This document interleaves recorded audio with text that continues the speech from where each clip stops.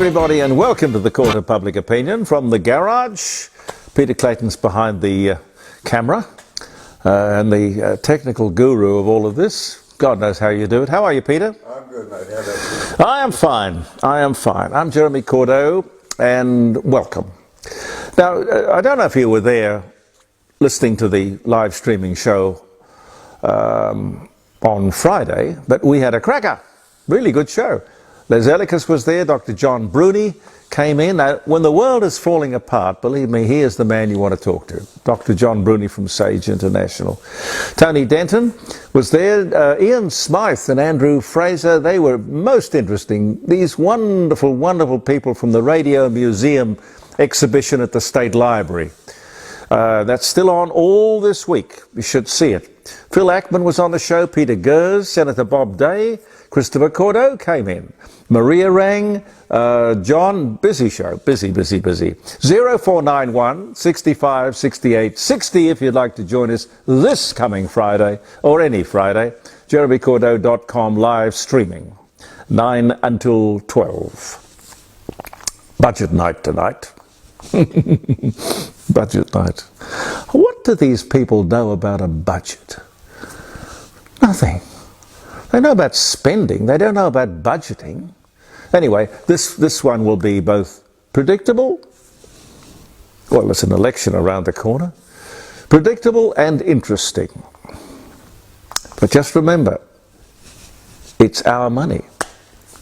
I got in a bit of a panic because I couldn't find any dates for today. I subsequently did, because I like to run through a few things at the end of our podcast, our posting here on Facebook, the Court of Public Opinion. I came up with a few interesting things. They're always interesting. History's fascinating, and there's always more to the story. The Spitfire is 100 years old. The E-Type Jaguar is not far behind. I like to think of them both sort of modeled with the same mentality.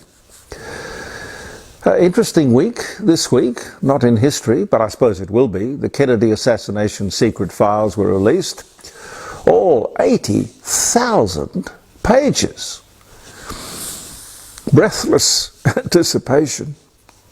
Grassy knolls and conspiracy theories. And what did we get? Nothing. Nothing. The anniversary of attempting to kidnap, I don't know if it was assassination, no, basically it was kidnapping, or trying to kidnap Princess Anne, which brought up other interesting bits and pieces of royal history.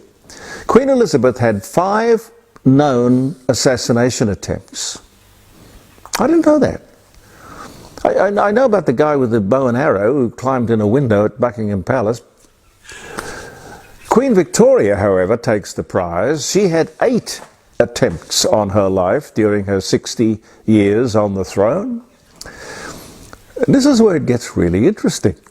In 1840, this is when that occurred, a guy called Edward Oxford shot at her while she was riding in her carriage around Hyde Park. This piece of history I never knew anything about. This guy, Edward Oxford, was arrested, declared insane, and guess what? Pete, what do you reckon happened to him? Well, don't tell me it's something to do with the university. No. No. No, he was arrested, declared insane, and deported to Australia. Where, believe it or not, he assumed a new name, a new life. He became John Freeman and became a prominent journalist in Melbourne, working for the Argus newspaper, writing about what he described as the seedy side of life in that city. And he lived the life of a celebrity, and no one knew. Wow! Golly! Things you find when you start digging. A 2% deposit for young home buyers. Well, a 2% deposit for the young to buy a house. That's the government. Sorry, the taxpayer. They kind of just became the bank of mum and dad. Terrific. Well, knowing this mob, I tell you what, I'd want to check the fine print. Remember, these guys have created the problem.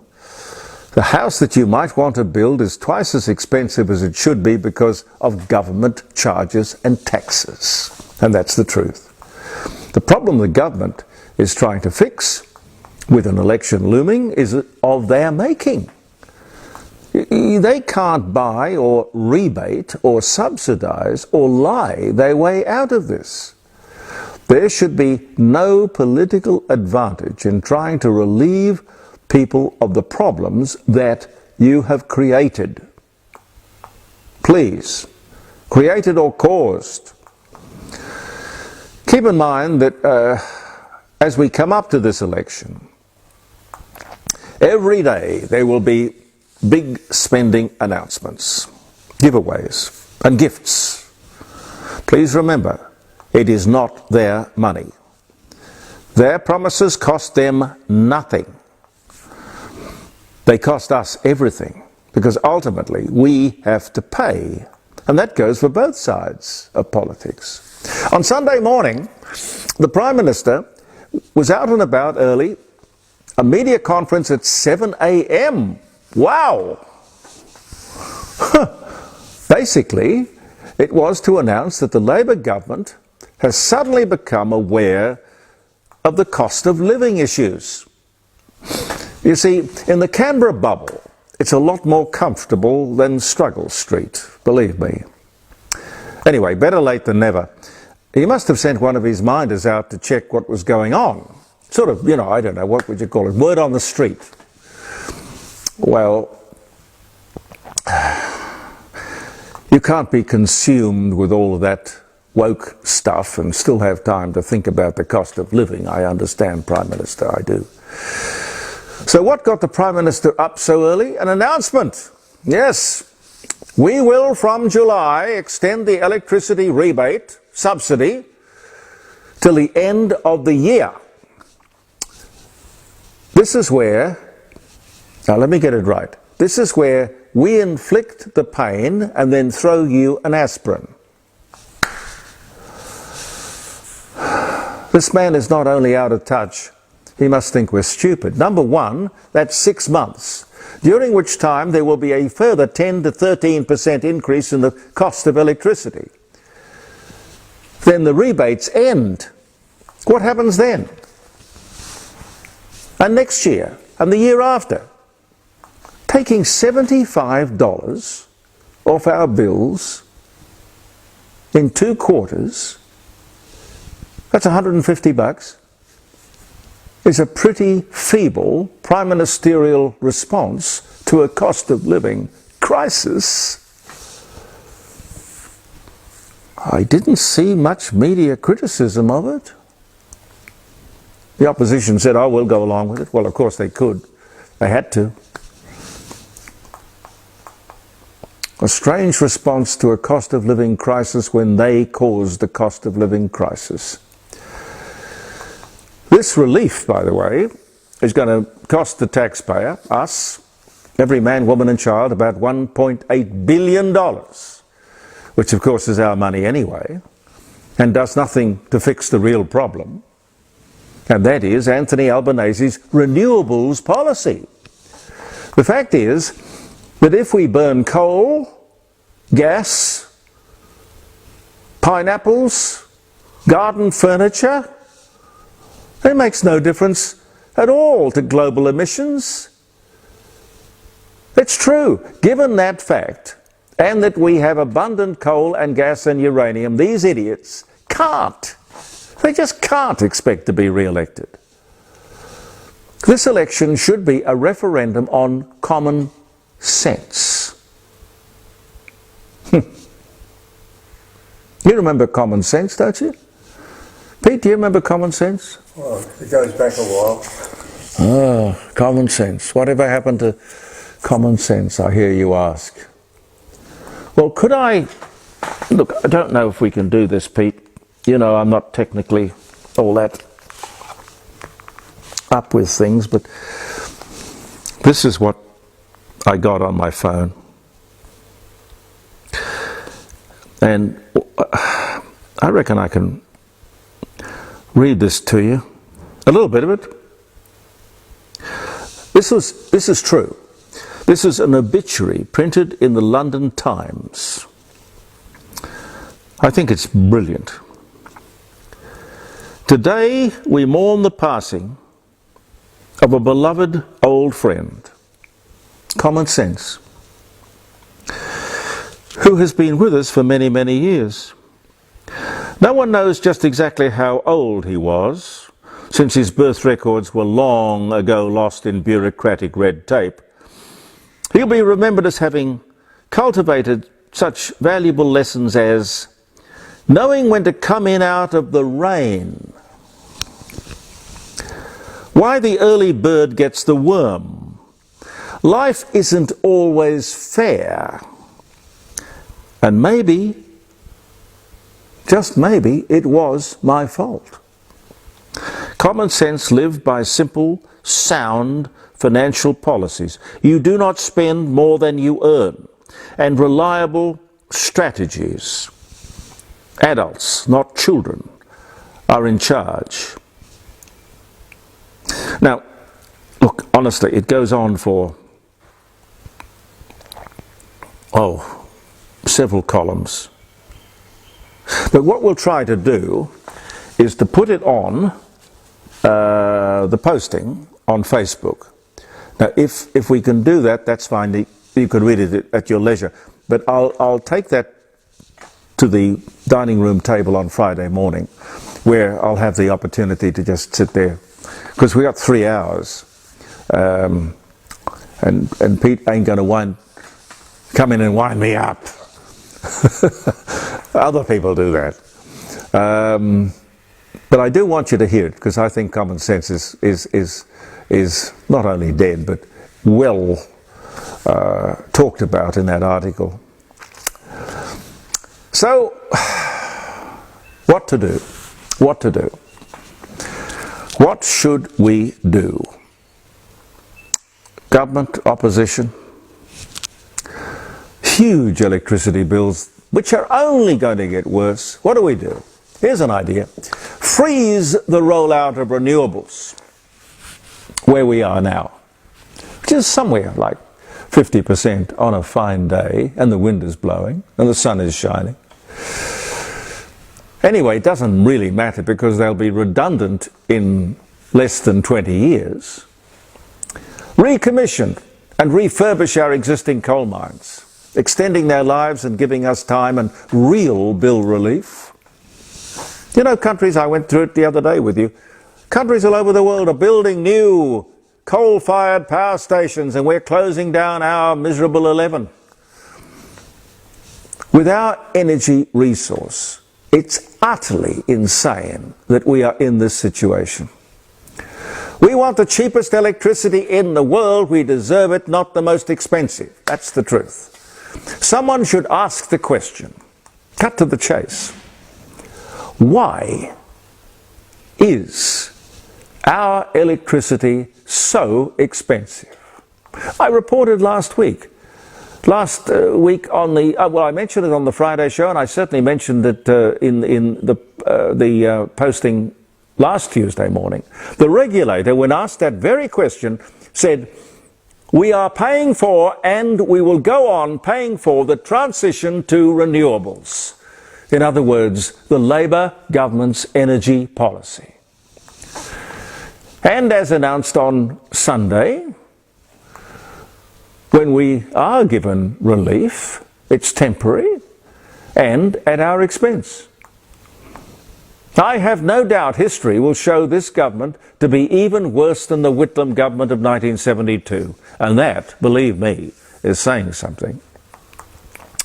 I've lost track of time. I do that occasionally. Is this the 7th inquiry into the Australian supermarket industry? Pete, do you know? No, I don't, Jeremy, no. Oh, they come and go and come and go. They become a talking point for, I don't know, 3 days or something. This one is by the ACCC at the request of the federal government. 440 pages, 20 recommendations. Now, if you've got 20 recommendations, why don't you have maybe 20, well, counting the cover page, 22 pages maybe. 440 pages. Anyway, 11 of those concern the relationship that exists between the suppliers and the supermarkets. In the report it says that they, the supermarkets, bully and stand over the suppliers, threaten them. I don't understand what the ACCC wants here. I don't like the threatening, I don't like the standover tactics, I don't like any of that, but there is a bit of hyperbole involved in all of that. You would expect, I think, supermarkets to bargain hard and do the best deal they possibly could. It's called business. No evidence of land banking, but this is interesting.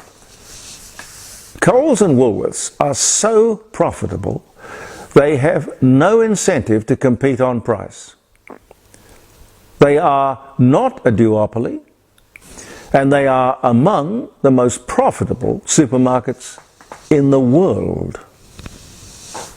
Yet there is no evidence of price gouging. They each have about 30, a bit less than 30% of the market. Aldi 9%.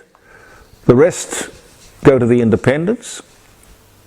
They go on to say that the market is highly competitive. They don't recommend the atomic weapon, which is the breaking up, the so-called divestiture powers that government has of the big two. Plenty of competition, they say. Costco and Amazon are in there as well.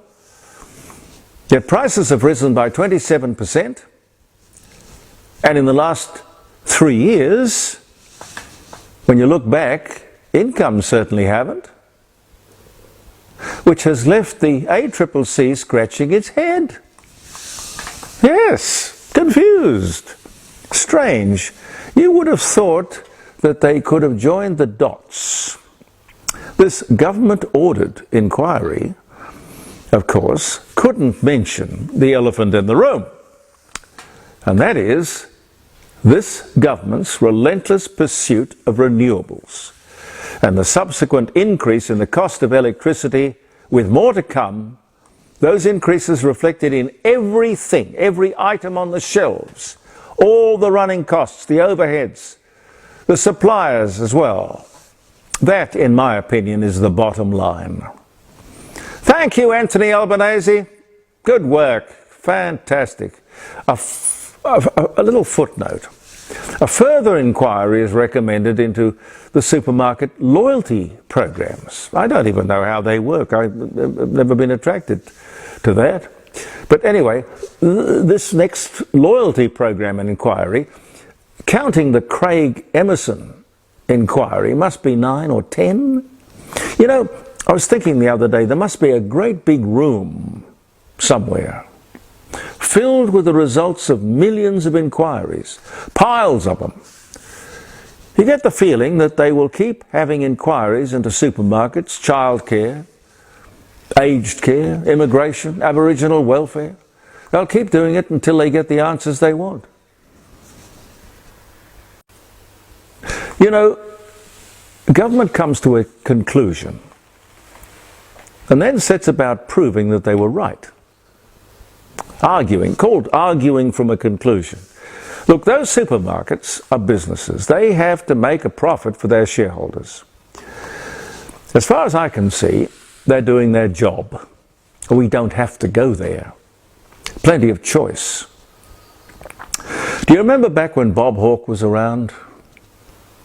The big bad shops, department stores, petrol stations were colluding, charging too much, too powerful, too profitable. I know what we'll do. We'll start our own not-for-profit department stores and service stations. Burke's department stores were given birth to, and the ACCC solo chain of petrol stations were bought. Well, that was a screaming success, wasn't it? Does anyone remember? Well, it's true. You learn a lot from history. I'll give you another example of arguing from a conclusion. The Student Property Council of Australia have Friday, just Friday gone by, released the results of their survey into "Do foreign or international students drive up the price of accommodation?" What did they find? No. No. Well, of course, they would say that, wouldn't they? How in God's name would 500,000 students, all looking for a place to live, not drive up the price of accommodation? Oh, God help us. We are here with the best wishes of the rising sun, ladies and gentlemen. 60 Bridge Street at Kensington. Lovely sponsors. 8333 0721. Talk to Grant. Grant and Jackie will really look after you. It'll become, if you visit, and I hope you will often, it'll become a favourite. The Rising Sun Inn, regularly chosen as the best pub or inn in South Australia. And my other lovely sponsor is Jim Elder. Jim Elder Fine Art Gallery in Melbourne Street, North Adelaide. 2 beautiful buildings there, and you can talk to Jim or his lovely wife Helen. They're busy putting together the first auction of the year, and they're looking for paintings to put in those auctions. Well, there are 4 of them over the year. 8267 2869. They're inviting people to submit notable paintings for the first of their 4 auctions this year. And they're very happy to give you an absolutely free appraisal. And who knows what that painting that you might not even like is actually worth. Could be a fortune. Now, I don't know how much time I've got, Pete. I keep going, mate. There were 2 amazing things that turned up in this last week. Turned up not by government, but by the media. One on the subject of childcare, the other, the CFMEU. Both, of course, have been dealt with, scrutinised and studied in months and years gone by. You must remember the inquiry into childcare went for ages and ages, resulted in childcare workers getting a much better financial deal. I don't know about bad operators. I suppose they just move down the road and change their name and go on with it. Lots of recommendations, very expensive, nothing done, a total failure of government. There's another one. At the latest horrific revelations on 4 Corners, the minister in charge, Anne Alley, said she was seriously concerned. Wow, really? Seriously concerned? That woman should be sacked. Has she ever heard of ministerial responsibility? Minister, go into that big room we were talking about a moment ago where they keep all those past inquiries and rummage around. You'll never know what you might find. Could be quite interesting, edifying. And Nick Mackenzie on the CFMEU, a good old-fashioned bunch of mafia criminals who run construction in Australia, a bit like the Builders Labourers Federation of not so long ago. You see, you can change your name and move up the road and start up business again, no problem. The unions own and financially support the Labor Party. The Labor Party is in the debt of the CFMEU. I think they gave $7 million in recent times to the Labor Party. So what will the Labor Party do? What will the government do? Nothing. They can't. All of this was written up and reported, getting on for, I think it was a year ago, Nick, in fact, was on my Friday live streaming show at the time talking about it. The government pretended to know nothing about the bullying, the standover tactics, the criminals, the bikies. We know nothing. This Sergeant Schultz's defense. We know nothing. We'll put the union into administration. That's what we'll do. Wow, that's tough. Well, depends on who the administrator is that you appoint. Well, what has the administrator done? Is anyone in jail? Business as usual? What has happened since those revelations? What does that silence mean? And what does the whole thing cost us, I wonder? According to Nick Mackenzie's latest story, nothing has changed. Could it be, here's a wild, reckless thought, could it be that the CFMEU and the Labour government are two peas in a pod? I don't know if we talked about this last week or not. About the happiest place in the world? Yes, I think we did. Did we mention it? Yes. Oh, right. Okay. I sort of thought this was the happiest place in the world. And if this wasn't the happiest place in the world, we're number 11. Finland is number 1. It's in darkness for 6 months of the year. What are we doing wrong? I really don't know. If I've got time for just one more, unemployment figures came out last Thursday. It's confusing. I think probably the devil is in the detail. A big drop in employment, tens of thousands, but the figures say that unemployment is pretty stable, 4.1%. It seems a lot of people have, I don't know what you'd call it, opted out, stopped trying. They're not interested in the employment market, maybe retirees, people just quit, which will confuse the RBA, the Reserve Bank of Australia, when it comes to another interest rate cut. They want unemployment to be higher to slow the economy. We want everyone to have a job and, of course, pay less for his or her mortgage. And I have no idea how we can swing that. And just quickly before I leave you, speaking of property, I promised that I would check with John Darley about that story that I featured last Tuesday on Facebook, and we mentioned it again on Friday. We corrected it on Friday. Let me correct it here again. That posting last week, because the story was, because of government sleight of hand, we had lost the freehold of our property. John Darley has put the record straight. He says, no, no, no, no, no. One of those urban or suburban myths. All wrong, apparently. So I do apologise for that. And I think Peter Manuel would as well, but he just sends me interesting stuff that he thinks we should chew on. And by the way, what has our PBS got to do with the United States of America? It's our business. If we want to subsidise pharmaceuticals, it's got nothing to do with the United States of America. It's our business. We'll talk about that around the dining room table on Friday. We got to go. Have I got time for a few dates, Pete? Yes, Jeremy, yes. See, I never know. You know, we don't get a flashing light on the screen or anything, so I have no idea whether we've got... anyway, it's March the 25th, 31 AD, the first Easter, according to this particular report.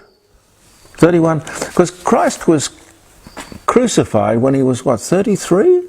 Something like that, yes. Yeah, 36 before, yeah. So 31 AD was the first Easter. Elton John's having a birthday, born 47. David Lean, Dr. Zhivago, Lawrence of Arabia, Ryan's daughter, born this day in 1908. And the British Parliament abolishes the slave trade. Penalty £120 per slave introduced for people or for ship's captains who tried to capitalise on that awful industry. Flinders University is opened in South Australia. Happy birthday. Hamlet becomes the first British film to win an Academy Award. 1947. Flinders, by the way, was born on this day in 1966. Johnny Cash records The Ring of Fire, written by his lovely wife, June Carter, by the way. Cliff Richard records Please Don't Tease. It became the third #1 hit in the UK, and he's had one every year since 1960. He's phenomenal. Colour television sets produced by RCA were selling in America for £1,000 in 1954. And, oh yeah, that's fun. Cosmonaut Sergei Koshlikov was given smelling salts upon his return from 10 months in space on this day in 1992, when he discovered, leaving the capsule, that the Soviet Union had disappeared. Listen, you just can't leave home and not expect things to change, and who knows, maybe for the better. Oh, golly, Pro Hart died on this day in 2006. I loved him, he was fantastic. The first seaplane takes off from France in 1910. The Greatest Show on Earth, performed by P.T. Barnum and James Anthony Bailey, the old Barnum and Bailey. Ladies and gentlemen, that was 1881. I think we might leave it there. Thank you so much for being with us. Oh, Milton Berle, Uncle Milty. He died at 93 on this day in 2002. Worked right up till the end. He was fantastic. Uncle Milty. Do they reckon we can work till we're fertilizer? Why not? Why not? Why not? Peter Clayton and I, Jeremy Cordeaux, we will be back with our posting next Tuesday, and I do invite you to join us on Friday around the dining room table at 9 o'clock for a great show. Believe in yourself, and thank you for viewing the Court of Public Opinion.